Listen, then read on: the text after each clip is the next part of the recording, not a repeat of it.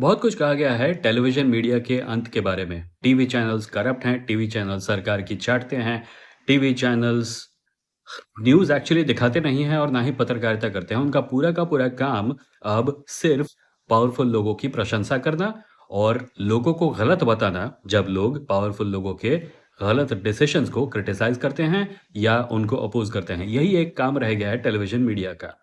और ये सब सच है। पर साथ ही साथ एक और चीज़ है जिसके बारे में बात करना ज़रूरी हो गया है क्योंकि ये अब वास्तविकता बन चुका है। टीवी मीडिया धीरे-धीरे मर रहा है और शायद मर चुका है एक मायने में। और टीवी मीडिया पर जो लोग असली पत्रकारिता करते थे, वो अब यूट्यूब पर या सोशल मीडिया प्लेटफ़ॉर्म्स पर देखते हैं, पत्रकारिता करते हुए, अच्छा काम करते हुए। पर एक प्रॉब्लम है इसमें। ऑन द वन हैंड ये एक अच्छी चीज़ है क्योंकि टीवी मीडिया के पास एक सिग्नल जाना चाहिए कि लोग उन्हें अब देखते नहीं हैं, लोग उन पर अब विश्वास नहीं करते, लोग उन्हें अब सिर्फ चाटुकारिता का एक स्रोत मानते हैं और लोग न्यूज़ और इन्फॉर्मेशन और जर्नलिज्म और एक्चुअल यूजफुल ओपिनियन पीसेस के लिए सोशल मीडिया पर आ रहे हैं, सोशल मीडिया पर वीडियोस देख रहे हैं, चीज़ें पढ़ रहे हैं, लोगों से इंटरेक्ट कर रहे हैं वगैरह वगैरह। पर इसके अलावा एक और प्रॉब्लम भी है। वो प्रॉब्लम यह है कि टीवी मीडिया आइलैंड्स थे, अलग-अलग कंपनीज़ थी, अलग-अलग ऑर्गनाइज़ेशंस थे, अलग-अलग चैनल थे और वो लोग आपस में कोलैबोरेट नहीं करते थे। फॉर एग्ज़ाम्पल यूट्यूब पर एक चैनल दूसरे चैनल के साथ कोलैब कर सकता है। इनफैक्ट ये काफ़ी नॉर्मल है, राइट? यूट्यूब के अंदर फीचर्स बने हुए हैं जो इस कोलैबोरेशन को एनेबल करते हैं और टीवी मीडिया पर आपको कोलैबोरेशन देखने को नहीं मिलता। मुझे एक एग्ज़ाम्पल याद आ रहा है, जब शाहीन बाग का प्रोटेस्ट हो रहा था तो गुल्लू और कौवा मिलके गए थे, बैरिकेड के इस तरफ खड़े होके थोड़े बहुत डायलॉग मारे और फिर घर लौट गए। पर वो एक कोलैबोरेशन था, 2 अलग टीवी चैनल्स के बीच में।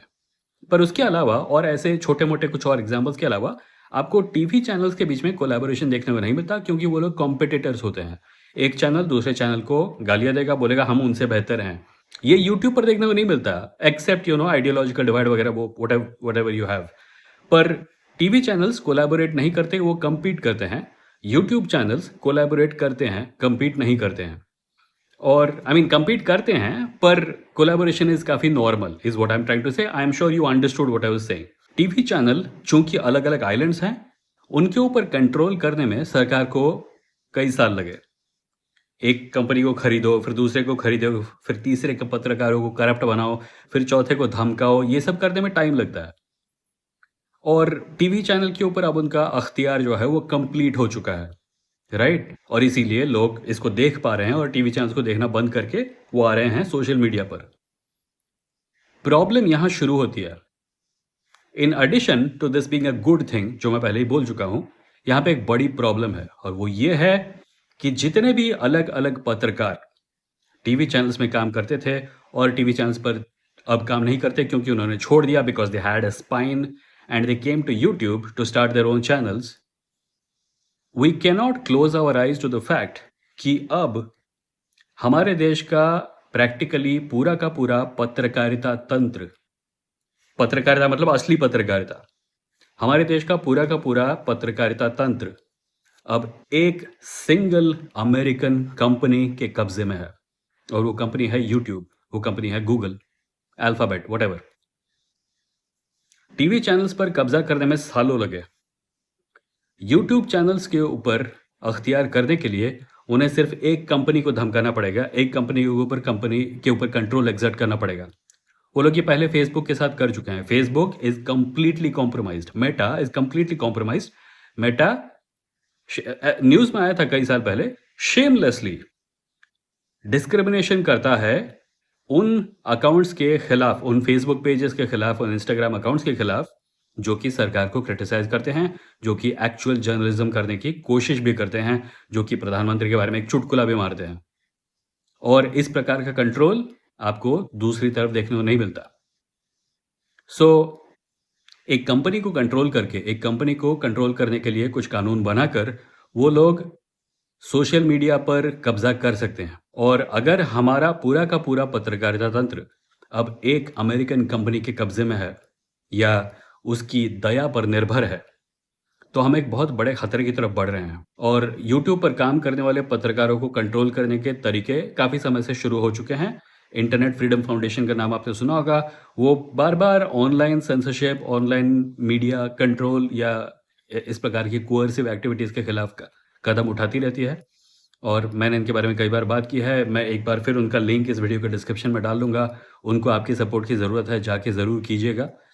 पर द प्रॉब्लम इज़ हमें इस टीवी मीडिया के अंत को सिर्फ और सिर्फ एक अच्छी चीज़ के रूप में नहीं देखना चाहिए। ये ज़रूरी है कि इस वजह से हमें चिंता हो कम से कम थोड़ी-सी, क्योंकि अगर एक देश का मीडिया उस देश के लोगों के हाथ में है और फिर उस देश के लोग जो कि मीडिया को चलाते हैं वो करप्ट निकलते हैं और उनकी करप्शन की वजह से लोग निकल कर दूसरी जगह चले जाते हैं और वो दूसरी जगह अब एक अमेरिकन कंपनी है। It's not a good thing. I don't think this is a good thing. ये सिर्फ यूट्यूब के मामले में नहीं हो रहा है। इस समय सबस्टैक नाम की कंपनी है जो कि बहुत सारे पत्रकारों को एनकरेज करती है इंडिपेंडेंट मीडिया साइट्स शुरू करने के लिए, और उनका एक बहुत अच्छा टूल भी है जो कि लोगों को वेबसाइट बनाने में, न्यूज़लेटर शुरू करने में, पॉडकास्ट शुरू करने में फ्री में काफ़ी मदद करता है। पर the down side remains the same.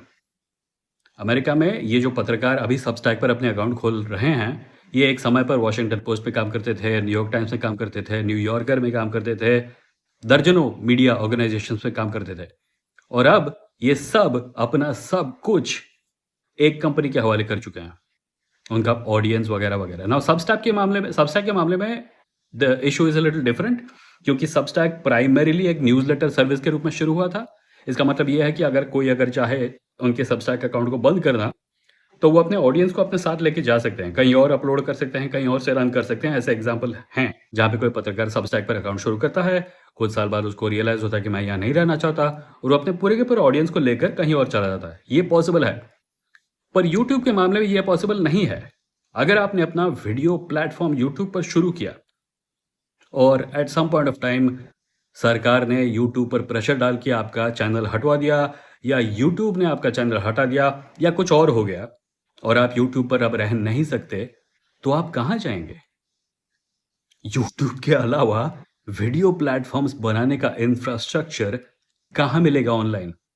हैं, टूल्स हैं, बट आई थिंक मैं भी जानता हूं, आप भी जानते हैं कि none of them are viable options.